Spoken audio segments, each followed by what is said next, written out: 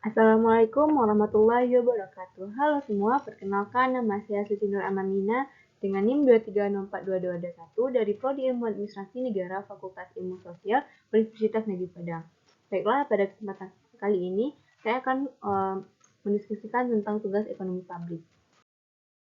Tema yang akan dibahas pada pertemuan kali ini yaitu teknologi dalam masyarakat, terkait dengan strategi platform digital di Indonesia, menavigasi antar teknologi dan perekonomian informal. Indonesia adalah salah satu pasar e-commerce terbesar di dunia, dengan jumlah pengguna internet yang semakin berkembang. Tetapi sebagian kecil dari usaha kecil dan menengah atau UMKM di Indonesia masih tidak bisa dapat melakukan transaksi bisnis online, dan tingkat keberhasilan dalam menjual produknya melalui platform digital masih rendah. Ini disebabkan oleh beberapa faktor, seperti kekurangan keterampilan dalam mengadopsi platform bisnis online dan proses digitalisasi, serta kekurangan kemampuan sumber daya manusia untuk beradaptasi dengan perkembangan digital. Pemerintah Indonesia melakukan inisiatif untuk mendorong transformasi ekonomi digital di Indonesia.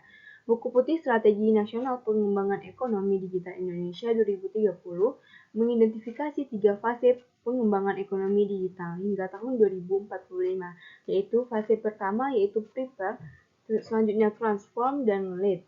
Fase pertama fokus pada perbaikan fondasi digital dasar, fase kedua pada percepatan transformasi, dan fase ketiga pada mulai menetapkan standar dalam teknologi inovasi. Untuk mendukung transformasi ekonomi digital, pemerintah Indonesia juga menerbitkan Blueprint atau Sistem Pembayaran Indonesia (BSPI) 2025 yang berorientasi penuh pada upaya membangun ekosistem integrasi ekonomi keuangan digital. Hal ini akan memungkinkan penggunaan sistem pembayaran digital yang efektif yang akan membantu perekonomian informal di Indonesia. Selanjutnya ada strategi untuk menavigasi antar teknologi dan perekonomian informal di Indonesia yang meliputi yang pertama dengan perbaikan fondasi digital dasar, yaitu memastikan masyarakat siap bertransformasi dengan perbaikan infrastruktur digital yang efektif. Yang kedua, percepatan transformasi, yaitu menciptakan masyarakat dan bisnis yang cerdas untuk mengadopsi platform bisnis online dan proses digitalisasi.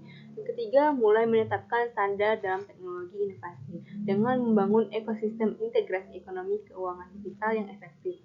Yang keempat, pendidikan dan berdaya raksa tenaga kerja dengan memastikan setiap individu memiliki keterampilan di era digital. Yang kelima, dengan integrasi sistem pembayaran digital yang memungkinkan penggunaan sistem pembayaran digital yang efektif yang akan membantu perekonomian informal. Aktivitas dalam model bisnis platform cenderung berterjerumus zona yang tidak diatur, sehingga mengakibatkan informalitas secara informal terhadap aktivitas apapun yang terjadi di wilayah abu-abu di luar wilayah hukum, tetapi tidak berada di zona pemberontak. Oleh karena itu, hal ini sah. Di dalam bertentang dengan presensi bahwa penyimpangan disebabkan oleh peraturan retak di pasar negara berkembang informalitas adalah hal yang umum, yaitu umumnya dapat diterima, terutama karena praktik tersebut sah komunitas yang di berbagai nilai, keyakinan, dan norma yang sama. Itulah bentuknya sangat bervariasi, termasuk wirausaha, usaha mikro, dan bisnis rumah tangga. Strategi platform dalam perekonomian informal menurut Rev ada 3 model informal ekonomi. Yang pertama ada eksklusi, rasional, dan ekonomi ganda. Model eksklusi menekankan pada pengecualian aktivitas di luar domain regulasi.